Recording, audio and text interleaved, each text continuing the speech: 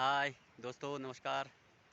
मैं कुंवर सिंह नेगी और देखो मैं आज आ रखा हूँ बकरियों के साथ। मेरी मम्मी ने कहा भाई बेटा बकरियों के साथ जा, आजकल करना क्या है। देखो क्या शानदार नज़ारे हैं हमारे गांव में। देखिए जिस जगह पर मैं खड़ा हूँ ना अभी, इस जगह को बोलते हैं नागुर। नागुर गेट मतलब नागुर नाम है यहाँ का, गेट मतलब एक छोटा छोटा मैदान।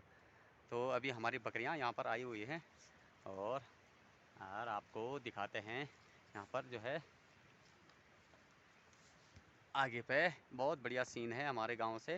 और शानदार देखो, आप चारों ओर देखो, बादलों से घिरा हुआ, चारों तरफ पेड़ पौधे हैं और काफ़ी बेहतरीन नज़ारा है।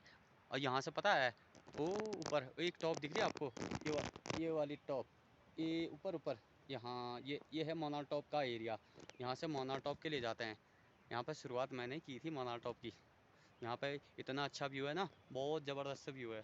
यहाँ पे कम से कम 11,500 फीट की ऊंचाई पर है मनार टॉप।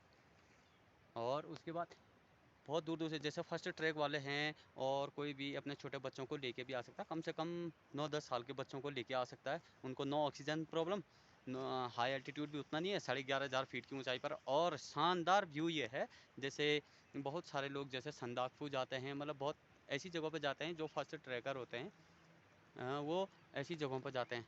तो मोनाल टॉप सबसे बेस्ट सीन है हमारे यहाँ से, उत्तराखंड से। नो हाई एल्टीट्यूड, मतलब ज़्यादा हाई एल्टीट्यूड भी नहीं है, 11,500 फीट की ऊंचाई पर है। और 3-4 दिन लग जाते हैं आपका पूरा ट्रैक करने में। और यहाँ से आगे आगे पे जो है एक कैंप हमारा होता है, ऊपर ताल गेट बोलते हैं। आपको एक छोटा सा एरिया दिख रहा है यहाँ, ये यहाँ पर जहाँ पर मैंने एक डंडी सी लगाई हुई है, हाँ इस एरिया में जो है आपका फर्स्ट कैंपिंग होता है। फिर दूसरी कैंपिंग होती है भाई आपकी वहाँ पे, वो हुनेल बोलते हैं उधर, इस साइड को, हाँ इस साइड को, ये हुनेल हो गया। फिर उसके बाद वहाँ से जो है अगले दिन हाँ ट्रैक के लिए जाते हैं आगे वो ऊपर मोनार टॉप के लिए। बहुत बेस्ट सीन है। और अराउंड में वहाँ से आपको क्या क्या दिखेगा मैं बताता हूँ आपको, कौन कौन सी पिक दिखेगी।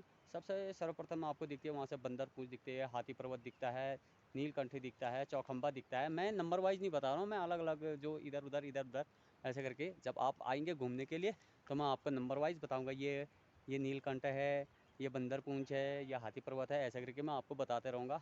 मेन मेन पिकों के नाम बता देता हूँ मैं आपको। फिर उसके बाद आगे आपका हाथी घोड़ा पर्वत भी आता है। और उसके बाद बद्रीनाथ की पहाड़ियाँ दिखती हैं, केदारनाथ, यमुनोत्री, गंगोत्री, सबके पीक दिखाई देते हैं वहाँ से। अराउंड 360 डिग्री का एंगल है वहाँ से। और फिर उसके बाद वहाँ से आगे आपको वो दिखेगा सामने पे, नंदा घूंगटी और त्रिशूली पीक का एरिया। बहुत ज़बरदस्त नज़ारा है, बिल्कुल मुंह के सामने दिखता है। आप आइएगा कभी मोनार टॉप में, बहुत शानदार व्यू है वहाँ से। वो भी विंटर ट्रैक, विंटर में जो है, क्योंकि वेदर पूरा खुला रहता है, मौसम खुला रहता है, तो उस टाइम पर जो है ऐसे बादल नहीं रहते हैं। क्योंकि अगर बादल लग जाएंगे तो उसके बाद दिखेगा क्या, खाली आपको ऐसी हरी घास ऐसे दिखेगा। और उसके बाद आपको वहाँ से नंदा घूंगटी बताया मैंने आपको, बीच में बिथार तोली बताया। फिर उसके बाद जो है त्रिशूल पर्वत, त्रिशूल फर्स्ट एंड सेकंड। उसके बाद थर्ड तो उधर घूम के है, क्योंकि त्रिशूल जो है, त्रिशूल के 3 पार्ट होते हैं ना, ये त्रिशूल है, यहाँ त्रिशूल होता है। त्रिशूल ही अलग जगह हुई।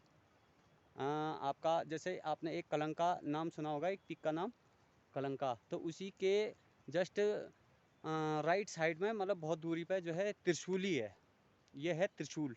और त्रिशूली दूसरी जगह है। फिर उसके बाद हमारा इसके पीछे, बहुत पीछे पड़ जाता है नंदा देवी राष्ट्रीय पार्क, बहुत पीछे है यहाँ से। ये पिंडर घाटी से होते हुए दूसरी साइड को जाते हैं। और यहाँ से फिर आपको बहुत बेहतरीन प्रदर्शन दिखते हैं। जैसे ये है आपको प्रदर्शन यहाँ पे दिखा रहे हैं हम, हमारी बकरियाँ मज़े ले रही हैं, उधर देखो शानदार। तो अभी घास चुक चुकी हैं ये, और अभी थोड़ा रेस्ट करेंगे यहाँ पे मैदान में एक पेड़ की छाँव के नीचे। तो आज के लिए लगभग इतना ही। क्यों? क्योंकि देख रहे हैं हम क्या क्या होता है, अभी समझ में नहीं आ रही क्या होना है, क्या करना है, कैसा करना है।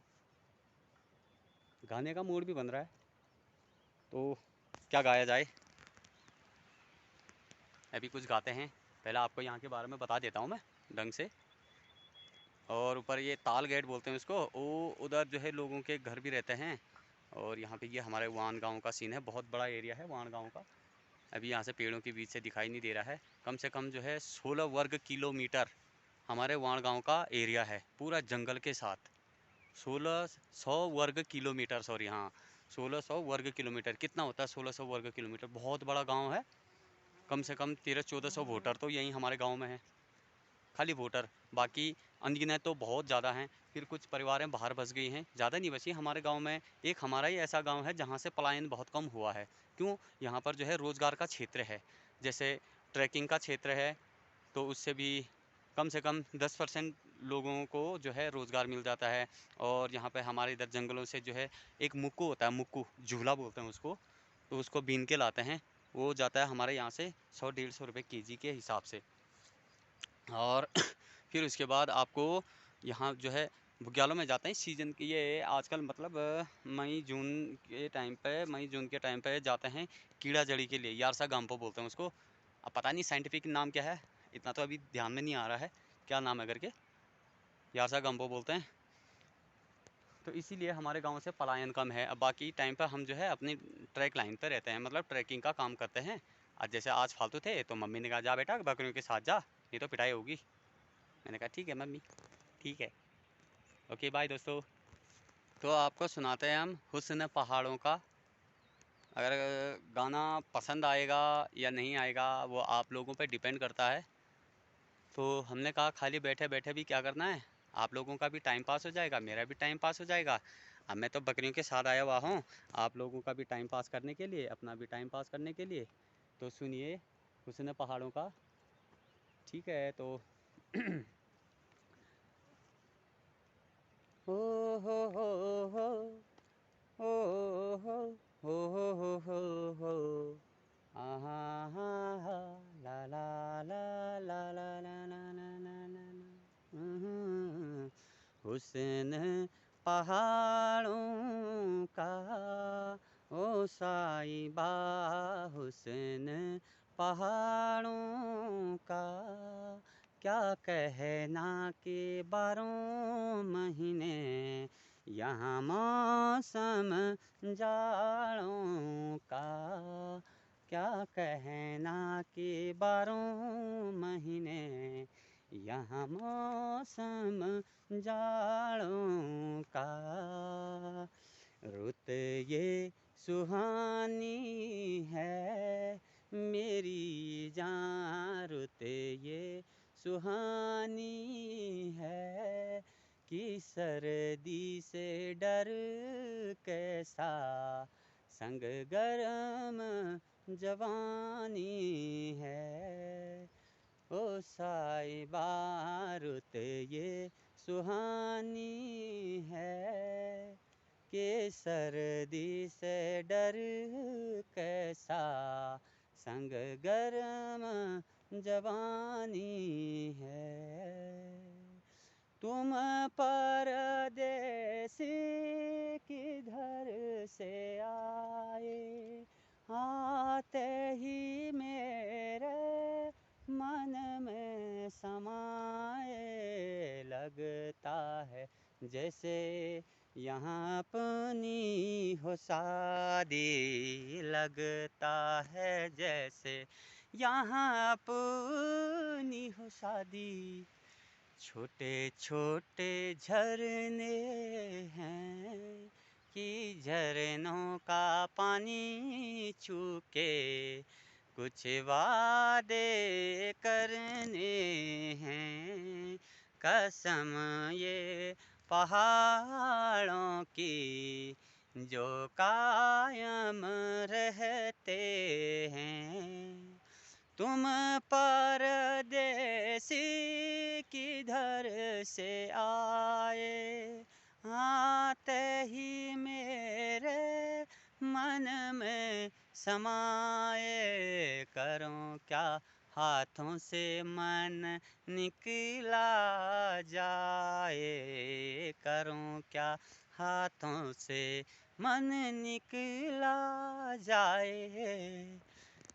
क्या गुल फूटे हैं पहाड़ों में ये कहते हैं परदेसी तो झूठे हैं, कसम ने पहाड़ों की जो कायम रहते हैं।